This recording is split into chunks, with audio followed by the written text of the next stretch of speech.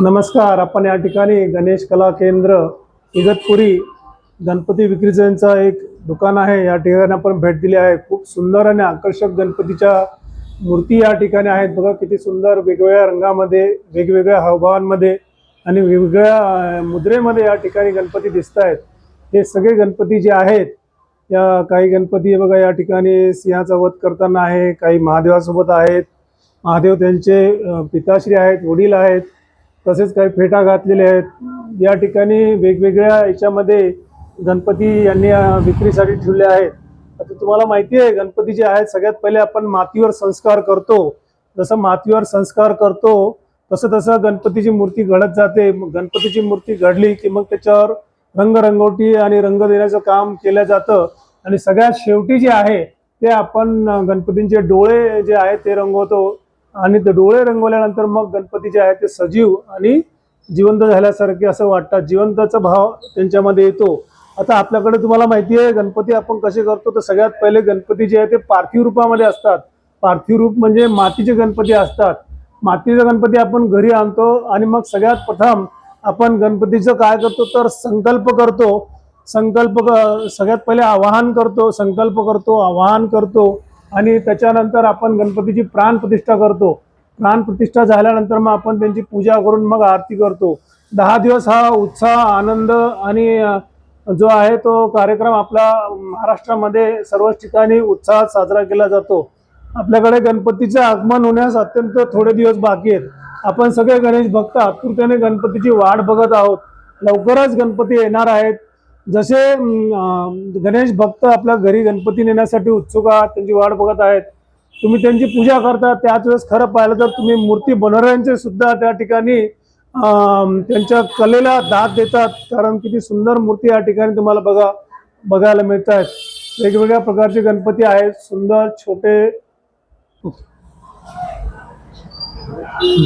आपल्याकडे विविध प्रकारचे शाडू माती, पीओपी, प्लॅस्टर ऑफ पॅरिस, सगळ्या प्रकारचे आपल्याकडे गणपती भेटतात. शाडू माती, पीओपी, प्लॅस्टर ऑफ पॅरिस, लाल माती, तुम्हाला जशी पाहिजे तशी आपण आणून देऊ शकतो. अच्छा, म्हणजे जशी ग्राहकांची गरज आहे तसे तुम्ही मूर्त्या त्यांना देऊ शकता. हो, पीओपीची आहे, लाल मातीची आहे, शाडू मातीची आहे आणि इथं विविधता भरपूर आहे गणपतीच्या मूर्तींमध्ये.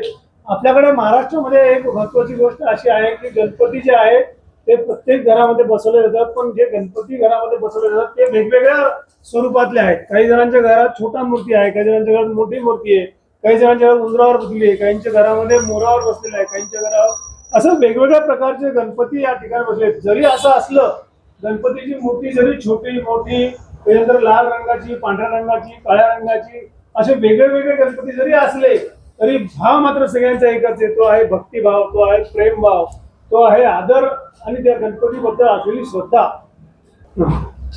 आपल्याकडे महाराष्ट्राचे सुप्रसिद्ध पेन अमरापूरचे गणपती मिळतील. अच्छा, म्हणजे पेनच्या सगळे गणपती आपल्याकडे पेनवरून आले आहेत, बरोबर? पेन अमरापूरचे. पेन अमरापूरचे अत्यंत सुप्रसिद्ध असं स्थान आहे. या ठिकाणी गणपती आले असं भैयाने सांगितलं. भैयाचं काम करताना उत्साह आणि आनंद वेगळाच असतो. दिदी सुद्धा या ठिकाणी काम करते. दिदी या ठिकाणी गणपतीचं सुशोभीकरण आणि सौंदर्यीकरण करत आहे.